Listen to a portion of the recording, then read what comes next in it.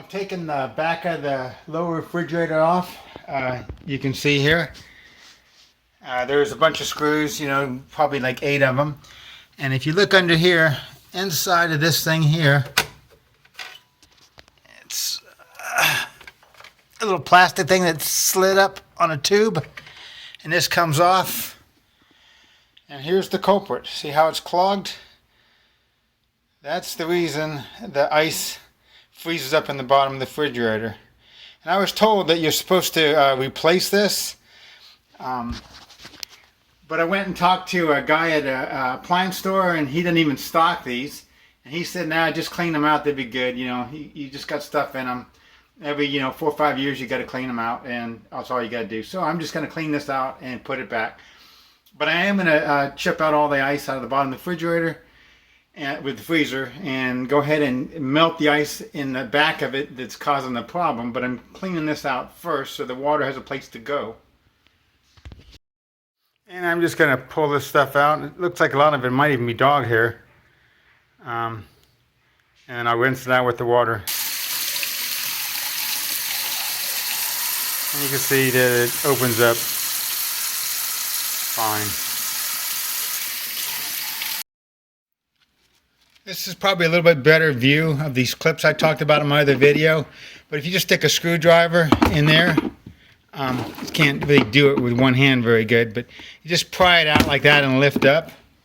Now the clips on this side, you have to use a pair of pliers. You don't have to, it's just easier. And you press these 2 edges in and you lift up over it.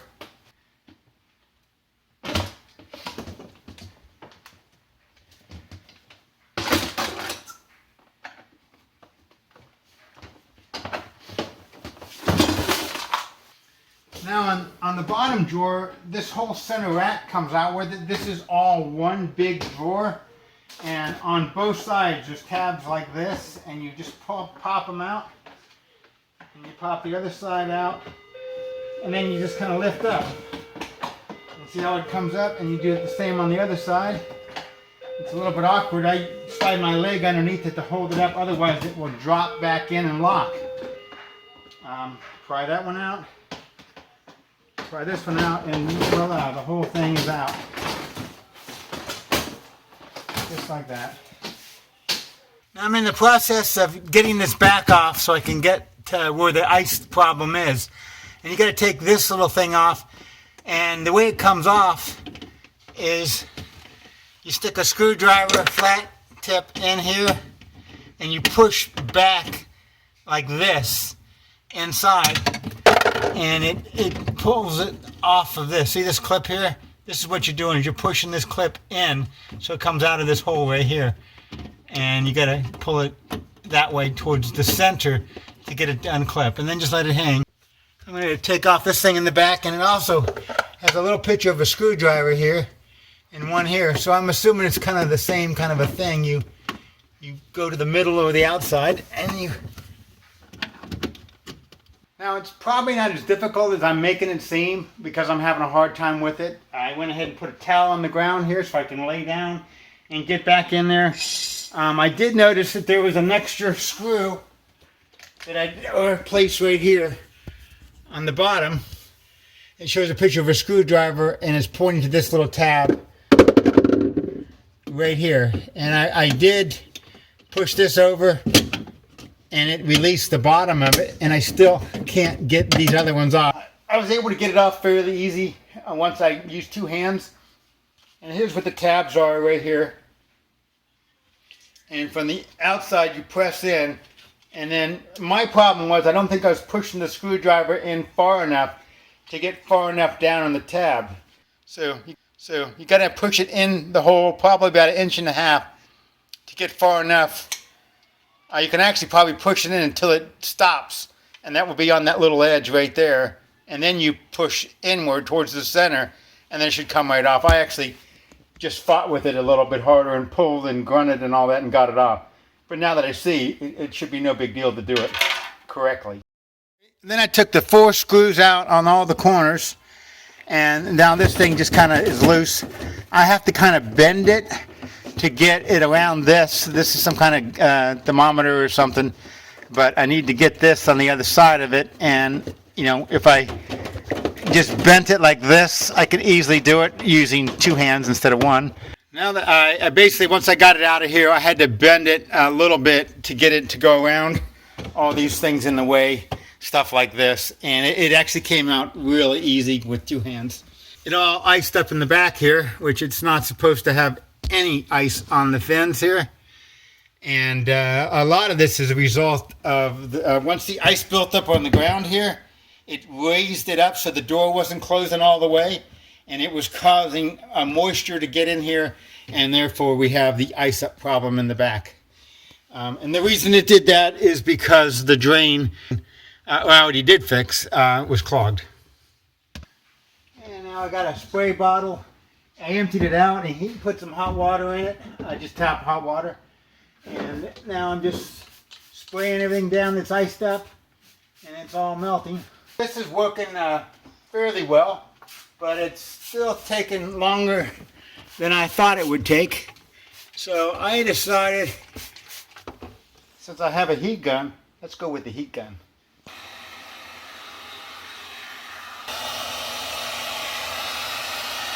And it seems to be working fairly well.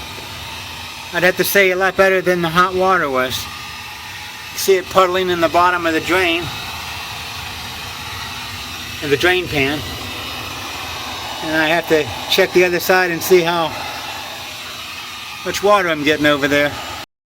Well, there's definitely water in here, and it's cold, but it's I still got a little more to go before I have to worry about it overflowing.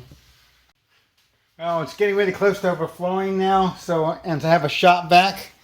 So I figured that's probably the easiest and fastest way to clean it out. I took the filter out, so I don't have to worry about cleaning the filter because I'm sucking up a bunch of gunky water with it.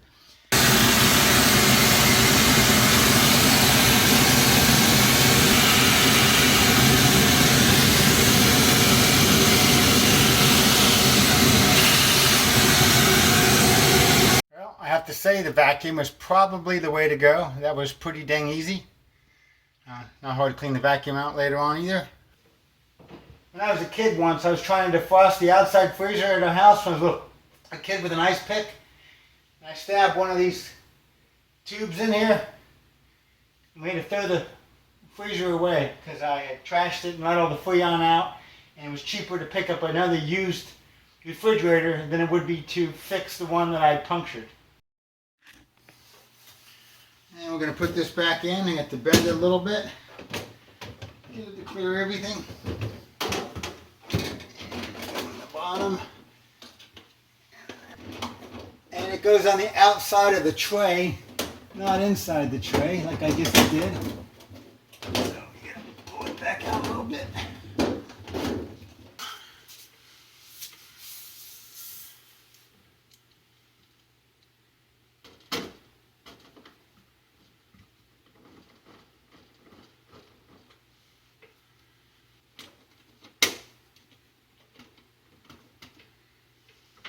This gadget.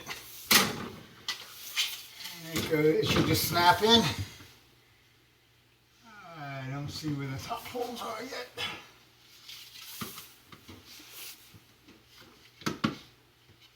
Oh, they catch on the inside edge here.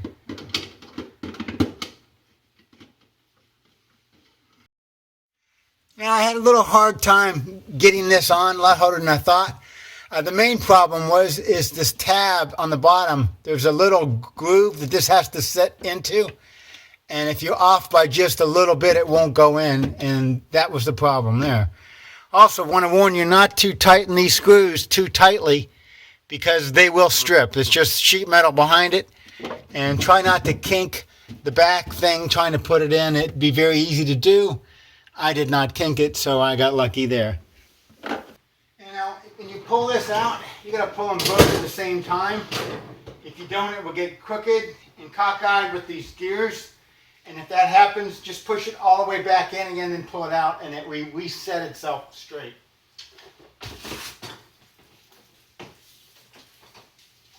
You just drop right back in, relatively in a good spot, push it in, and pull it back out so everything resets. this one, bring both racks all the way forward, don't care about that one. The bigger holes on the outside,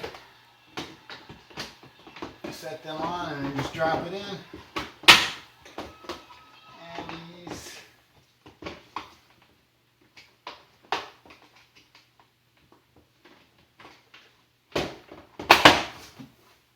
snap on and there you go. And just like before, the door just goes on with a couple of screws that are still on the door. See, there's one there, one down here. And they just hook on these things right here and on the bottom, and then you just tighten it up.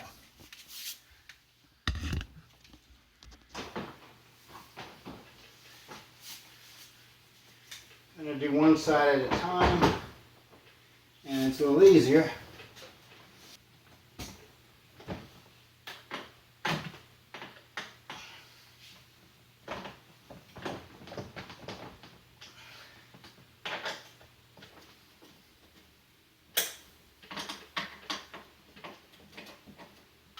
You got a little tab on the cord that has to fit in this groove on the back here, so slide this behind your water lines for the ice maker, and this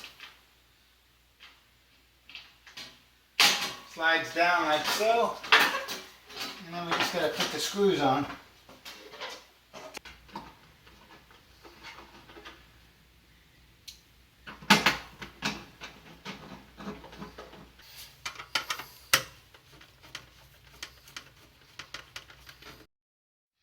And the same with this side. It's a groove cut right here. The part goes underneath on the inside, and then the rest of this goes on the outside, and we're done. Just got to plug it in.